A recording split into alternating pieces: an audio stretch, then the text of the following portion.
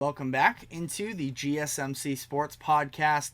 As we mentioned earlier in the show, we talked about JJ Redick being hired by the Los Angeles Lakers. This morning, we got word that the Cleveland Cavaliers are hiring Warriors assistant Kenny Atkinson to be their next head coach. They had just fired JB Bickerstaff after the team lost in the Eastern Conference semifinals, and now they are bringing in somebody who does have a little bit of experience. Atkinson was with the Brooklyn Nets as their head coach from 2016 to 2020. He ended up getting fired right before that the COVID situation kicked in and everything. And since then, he has been serving as an assistant with the Warriors. Now, he actually almost was signed by the Hornets. I think he briefly agreed to be their head coach after he was fired there, and then ultimately he backed out of it. Has had some learning experiences under Steve Kerr in this Warriors front office, and now, all things considered, a much better situation to come into in Cleveland than if he were to go to Charlotte. No offense, Hornets fans, but a lot more overall talent on the roster, and it's still going to be difficult, I think, for the Cavaliers to figure out how they want to play this whole thing. Now, it sounds like they are getting towards a place where they can actually re-sign Donovan Mitchell to a contract extension. That has been a big question, really, ever since the Cavaliers traded for him when we knew this expiring contract was eventually coming.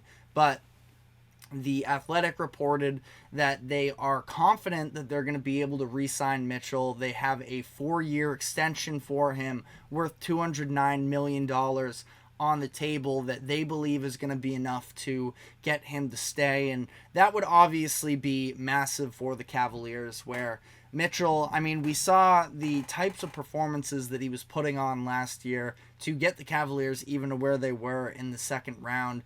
His incredible performances in Games 6 and 7 of their first round series against the Magic, and then he was a massive factor scoring-wise in those first couple games of the Boston series in the next round. And it seems like for the Cavaliers, Donovan Mitchell, is he this flawless superstar? No, but he is absolutely in that top tier of players that can continue to make you competitive. Your floor is always going to be higher when you have a player like him on the court. Now, it's going to be a question as to how to balance him and Darius Garland, where that is one of the other big questions with this organization, is how are they going to be able to balance the 4 players that they have in Donovan Mitchell and Darius Garland for starters there, where just a couple weeks ago we had reports that Darius Garland could potentially ask out if Donovan Mitchell does sign this long-term deal. Now, there's been a little bit of refuting that to the public, but we won't have any definitive answers really until we see what happens with Mitchell in these contract negotiations with the Cavaliers. Now, if I'm the Cavs, I am leaning towards keeping Mitchell as opposed to Garland. Now, I'm not out on Garland by any means. He is still another very young player that should have a bright upside for years to come. He already was an all-star once, and I think it was 21 or 22. It was right before Mitchell came over in that deal with Utah. And I think that, for the Cavs in this situation, Garland is an awesome piece, and I know that the stock on him is probably a little bit lower because he really struggled in the playoffs this year. But another situation, we just talked about Giddey in the last segment, where everybody's so down on him, his value's at an all-time low. Garland is in a similar situation. I think that Garland has a higher chance of being, the sole centerpiece of a rebuild with a team, but he struggled with a fractured jaw during the regular season, and then he came back, and he's just never been comfortable alongside Mitchell. And I do think that Mitchell, we saw some of the flashes of it in that series. I think it was against the Magic at the end of that series, but a little bit in the Boston series as well, where Mitchell was extremely supportive of Garland, saying, I need you to be a part of this with me. And again, the results never necessarily were there, but I do think that it can be a repairable relationship if they both want to make it work. Now, developing some sort of way to have them be able to play off of each other maybe a little bit more is something that is still to be seen in terms of off-ball creation. What are they going to do in terms of, are they going to stagger their minutes and whatnot? It's going to be a job for Kenny Atkinson to be able to try and solve this issue. It's interesting because when you look at Atkinson's history, at least as a head coach when he was with the Nets, there were a number of different guards during those years where, they were bouncing one another, and they aren't. It was D'Angelo Russell when he made the All-Star game when he was with the Nets. Karis LeVert was playing really well at that time. Same with Spencer Dinwiddie. It was these three guards that were all sort of sharing looks and opportunities, and it balanced out really well. So I wonder if there is anything that Kenny Atkinson can take from that to put it in this situation here. Also, you talk about he also just spent some years with the Warriors as well, one of the most collaborative teams, one of the more unselfish teams in recent NBA history. Maybe there's something to that as well, but it's obviously only one half of the issue. Jared Allen and Evan Mobley is the other part of that, where Mobley, unless he's going to become a stretch big, which I do think that there are some things you can point to in terms of whether or not he will ever be able to develop a little bit more range to his game. I still just don't see necessarily how you are able to fit the two of them together. Now, this might be a situation where Cleveland, they understand they have these 4 all-star caliber players, and they just want to see if under a new head coach they can make things work, and maybe they kick the can a little bit further down the road. Maybe that's the way to go about it. I think that, if it weren't for Atkinson coming into this situation, I would say 100% you have to move at least one of them, probably at least 2 of them.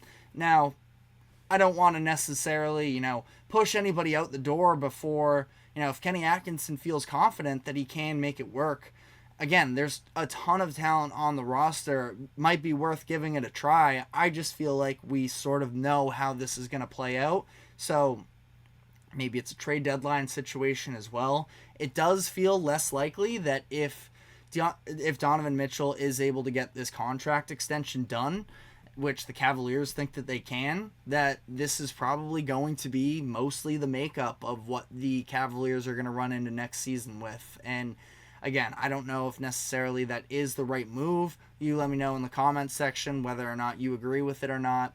But it is interesting to say the least. And I think that ultimately Kenny Atkinson's a good hire here, where I thought that they were going to end up with Borrego, but again, having somebody with who's been desirable for a number of years from a head coaching standpoint, has experience and, has had some successful seasons on his own, and has also been a part of a championship winning organization when he was with the Warriors in 2022. Definitely not a bad thing to have here for Cleveland, so you got to respect that. Now, this does leave, I could talk more on the Cavaliers here, but I feel like we've done that a number of times throughout this offseason so far, and I'm going to try and limit those conversations until we actually get some new developments there.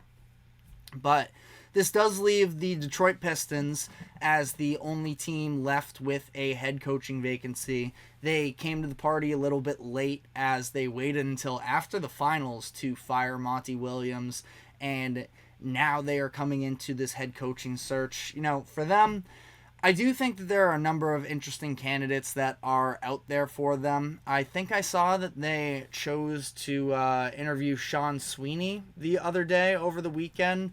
That might have been something that they looked into. That was a name that I mentioned the other day last week when we talked about this coaching search. Sweeney with the Mavericks for the past couple years, top assistant there. Could be interesting.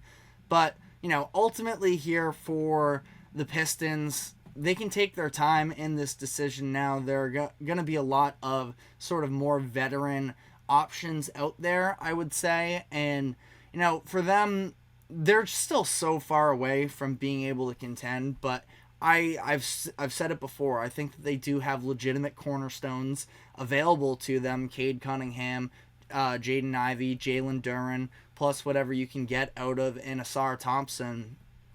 And, now they have the 5th overall pick in this draft too, whether they choose to actually use it or go out and try and bring in some veteran talent as well. They have at least, I think, a path where they can be back to not winning 14 games, to say the least, but back to, semi relevance in the coming years. But let me know who you think they should go after in the comment section. We're going to be taking our final break of the show, though, and when we come back, we're going to be switching some gears into the NHL. We have the 2 best words in sports taking place tonight, Game 7. The Oilers trailed 0-3 in the series and are now back in Florida for this final showdown, so we're going to be diving into that after this quick break. Don't go anywhere. We will be right back.